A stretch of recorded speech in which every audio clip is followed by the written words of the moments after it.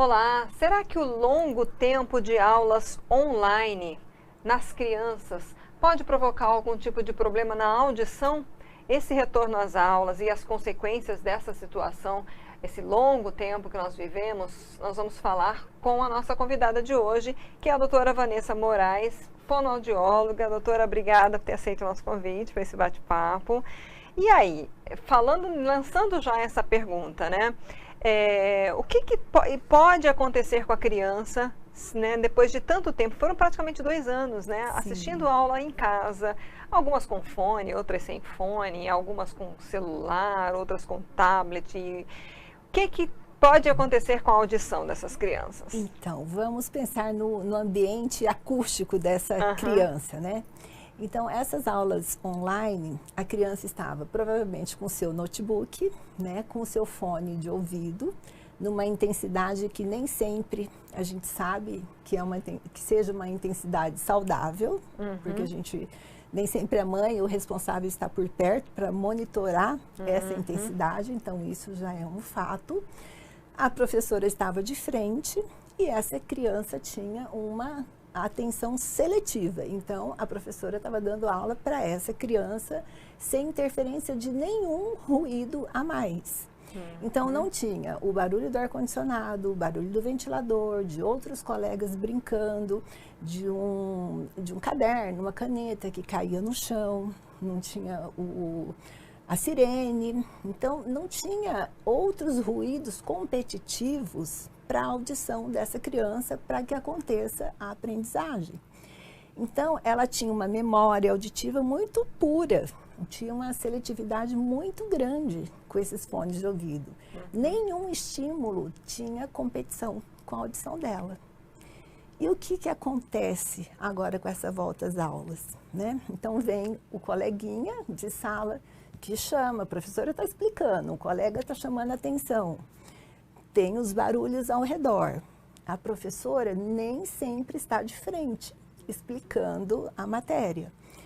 Está andando pela sala, né? Isso a gente imaginando uma criança que tem audição normal. Então, ela vai ter que novamente ter aquela seleção auditiva. Ela vai ter que deixar esses outros barulhos, essas outras falas competitivas de lado e ter aquela meta, ó, meu foco é aquilo, eu tenho que prestar atenção naquilo, eu tenho que memorizar aquilo para eu aprender. Então, isso muitas vezes vai ser interpretado como um déficit auditivo, como um déficit de aprendizagem, e não é. É uma habilidade que foi esquecida por causa da pandemia, né? Por causa de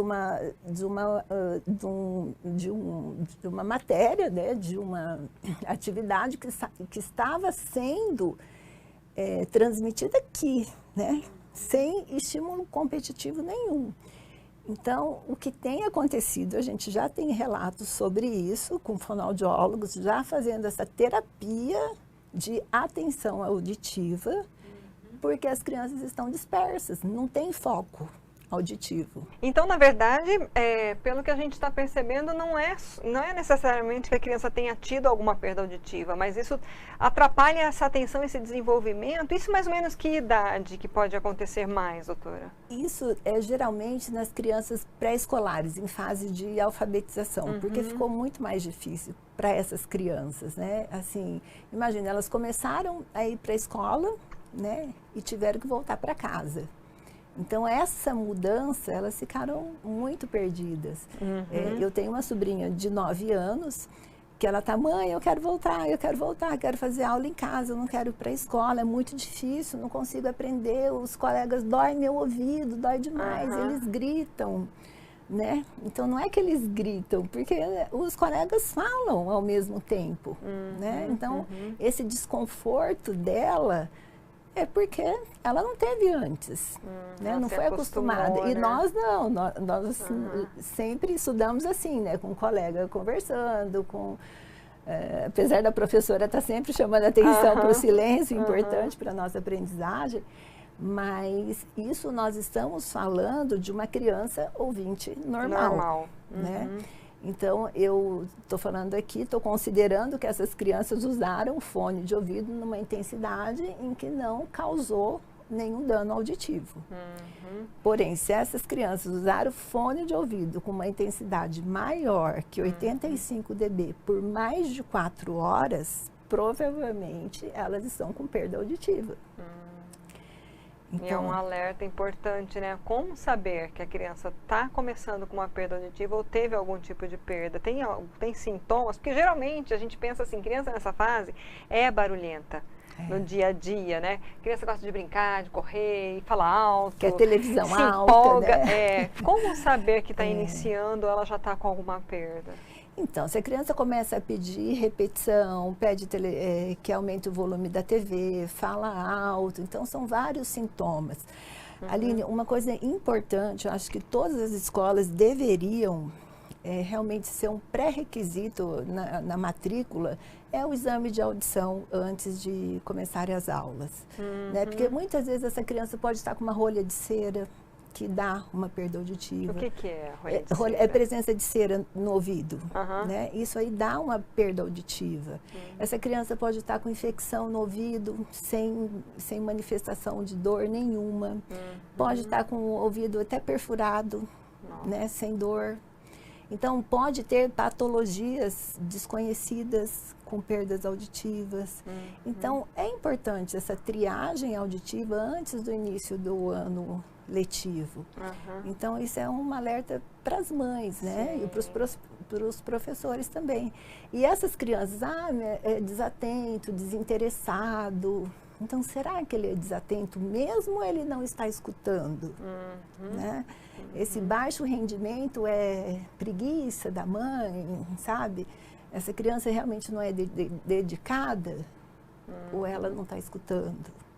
E qual seria, assim, o profissional que faz esse tipo de exame? É o otorrinolaringologista, né? Que ele vai solicitar um exame de audição e aí existe a terapia para esses distúrbios, né?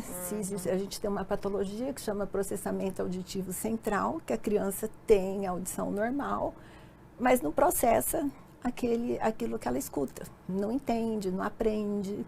Então aí o fonoaudiólogo, o terapeuta ocupacional também, o psicólogo, tem uma equipe multidisciplinar, neurologista, para ver se tem algum comprometimento também neurológico, para fazer o diagnóstico dessa criança. É importante, né? E ainda mais nesse início de ano escolar, que é uma fase também muito importante para a autoestima da criança, né? Porque aí ela vê os colegas aprendendo, se desenvolvendo, começando a ler e de repente ela fica nessa dificuldade, isso pode gerar barreiras nesse aprendizado. Né? E, pois é, também, né? Sobre a rolha de cera, por exemplo, queria que a senhora explicasse um pouquinho mais como é que é feito o tratamento, a retirada, porque senão daqui a pouco tem mãe enfiando cotonete lá no ouvido da criança achando que vai conseguir tirar, né? Então, precisa ser algo especializado, né? Então, o cotonete, ele foi feito para limpar a narina, né? A gente tem que limpar o ouvido com esse dedo e com uma toalha. A toalha. Só. Nada mais. Olha, gente, presta atenção aqui, hein? Quem tem mania de enfiar cotonete no ouvido, então, o né? cotonete não é para ser limpado, limpar o ouvido, porque ele vai enfiando a cera para o fundo do ouvido e vai formando uma rolha, como se fosse um tampão, que dá uma perda de 20% a 30% de audição. Né? E isso aí pode ficar tão duro, tão seco, de modo que o paciente, a criança, tem até que usar um medicamento para isso aí amolecer para ser retirado. Porque se for tirar no médico só com uma pinça, a dor pode ser muito grande. E só o médico, o otorrinolaringologista, que pode fazer isso. Nada de fazer lavagem em farmácia de ouvido. Era uma outra prática que se tinha muito, né? De fazer essas lavagens em farmácia. Eu acho que é importante, sim, porque são práticas que a gente ouve muito corriqueiramente, né? E as pessoas acham que resolve e pode provocar que tipo de problema esse tipo de lavagem, por exemplo? Nossa, até uma perfuração, né? O jeito que você a pressão que você pode colocar na seringa Aham. para injetar essa água, você pode perfurar o ouvido, né?